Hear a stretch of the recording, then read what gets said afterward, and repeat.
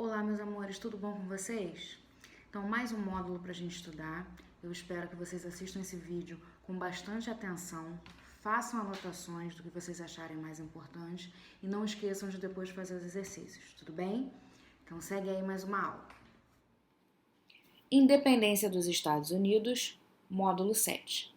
Nessa aula, nós vamos analisar como que o território atual dos Estados Unidos, que no passado fazia parte das 13 colônias, conseguiu a sua independência e as consequências disso para o mundo. Além de analisarmos o que aconteceu com os Estados Unidos, nós vamos entender qual a importância de estudar esse fato histórico.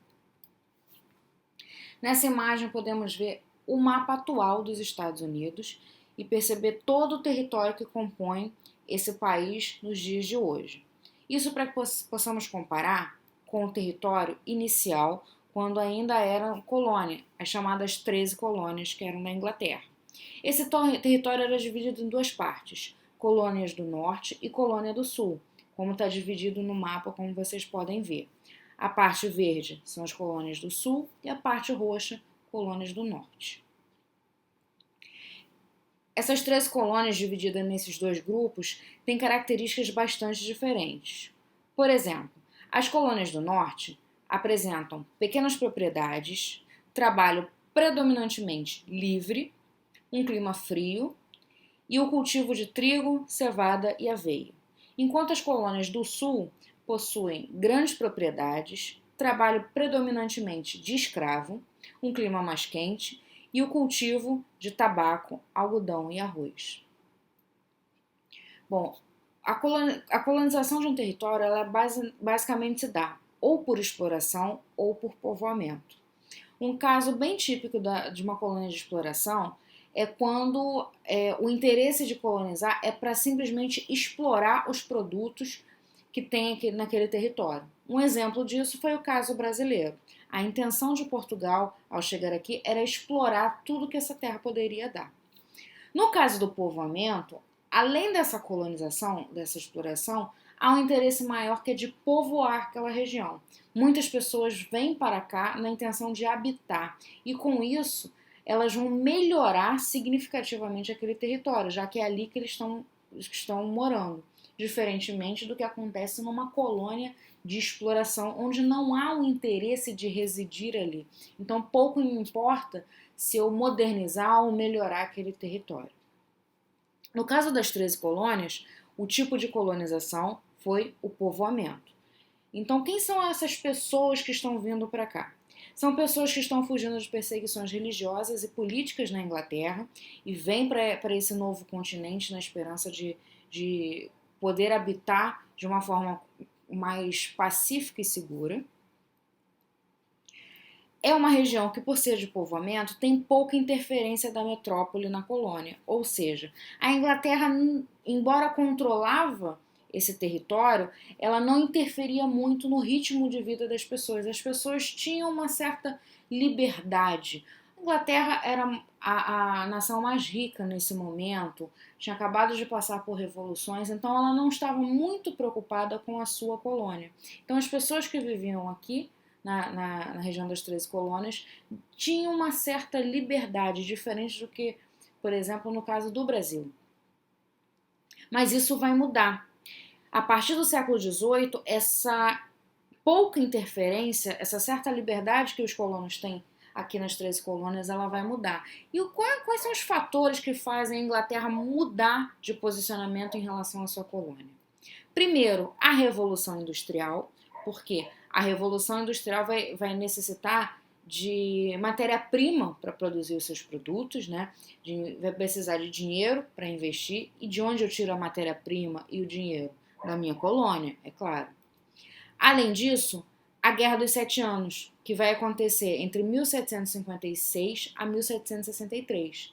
É uma disputa, uma clássica disputa entre França e Inglaterra por territórios na América do Norte. Então, a França também está na região que é bem vizinha aos Estados Unidos hoje, que é o Canadá, e França e Inglaterra começam a disputar a posse daqueles territórios que são muito próximos. E aí, o resultado dessa guerra A Inglaterra vence, mas apesar de vencer, ela gasta muito nessa guerra.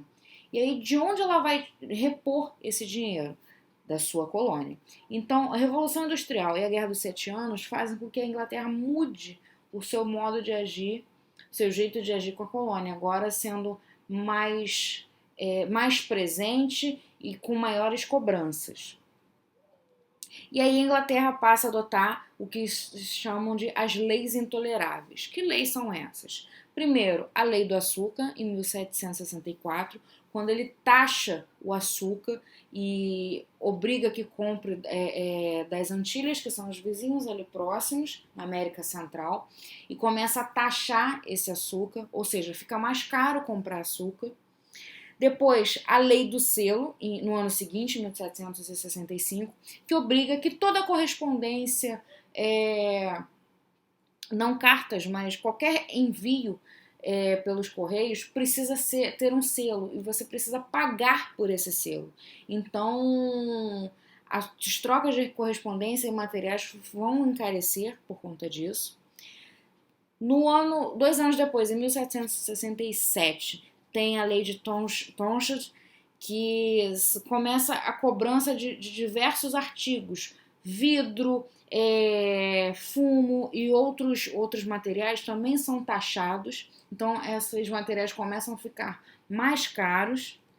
E por fim a lei do chá, em 1773, que taxa os chás. Então, o chá inglês é um dos chás mais famosos do mundo e o pessoal das 13 colônias usava muito, consumia muito esse chá. Então, esse chá também aumentava o seu preço.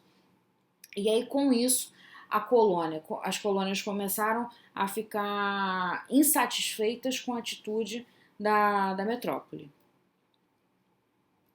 O auge disso é a Festa do Chá de Boston, que acontece em 1773. É um evento em que colonos se disfarçam de índios e entram nos navios ingleses e pegam todo o carregamento de chá e lançam ao mar. Por que eles se disfarçam de índios? Para não serem reconhecidos, né? Para Inglaterra achar que são indígenas que estão fazendo isso, mas eles acabam sendo descobertos e os líderes desse motim são levados para a Inglaterra e são julgados na Inglaterra.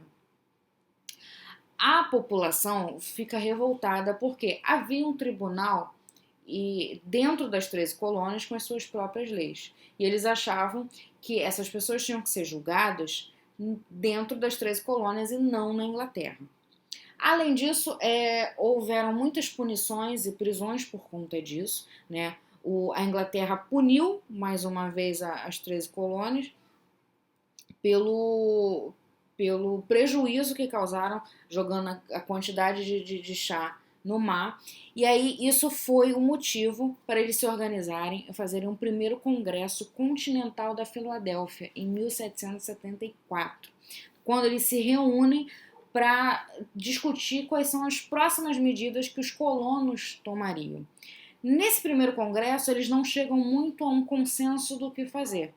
Então foi preciso ser feito um segundo congresso continental da Filadélfia 2 anos seguintes, em 1776, e aí sim eles já estavam alinhados no que eles queriam fazer. Eles queriam a independência das 13 colônias, transformar as 13 colônias em um país e torná-los independentes. E aí, com isso, em 4 de julho de 1776, é feita a Declaração da Independência por Thomas Jefferson. Só que a Inglaterra não aceita essa independência assim numa boa. Então é declarada uma guerra e essa guerra dura de 1776 a 1783. As 13 colônias entram em guerra com a Inglaterra, mas é claro que elas ganham o apoio da França, que era a maior inimiga da Inglaterra, e da Espanha também, porque tinha interesses no enfraquecimento da Inglaterra. Então Espanha e França se aliam às 13 colônias nessa briga contra a Inglaterra e as 13 colônias acabam vencendo e em 1783 a Inglaterra reconhece a independência dessas 13 colônias. Então, se você perguntar para um norte-americano qual é o ano da independência deles, eles vão falar 1776.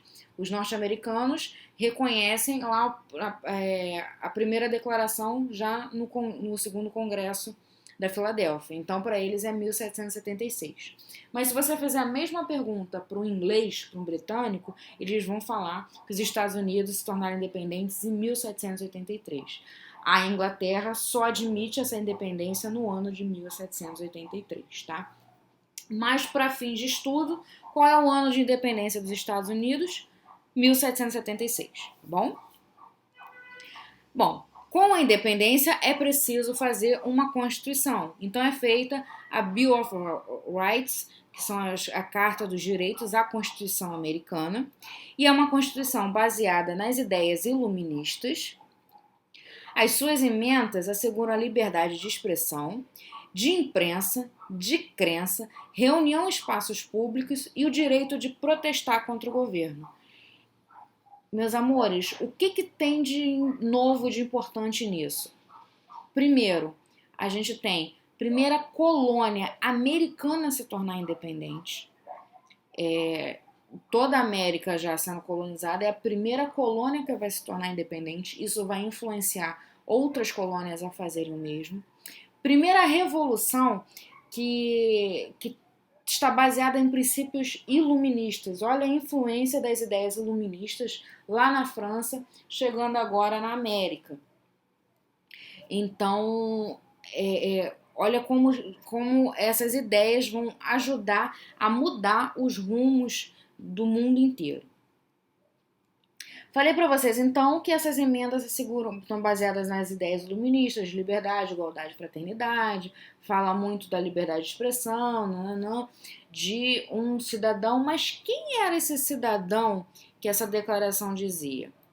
A palavra povo se destinava aos homens do sexo masculino, brancos, com participação política. Ou seja, ficam excluídos mulheres, indígenas e escravos.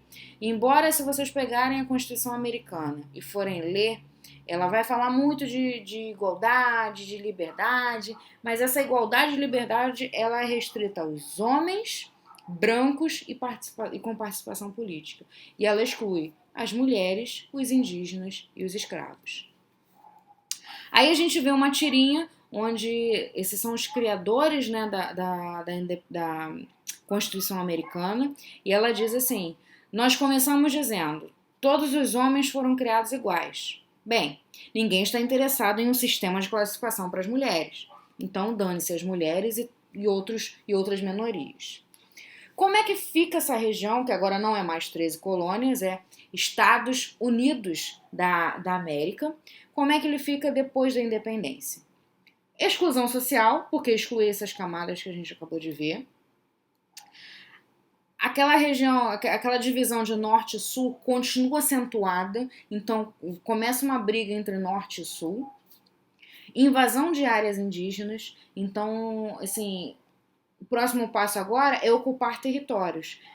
Só que parte desse território está ocupado por áreas indígenas. O que eles fazem? Simplesmente invadem essas regiões.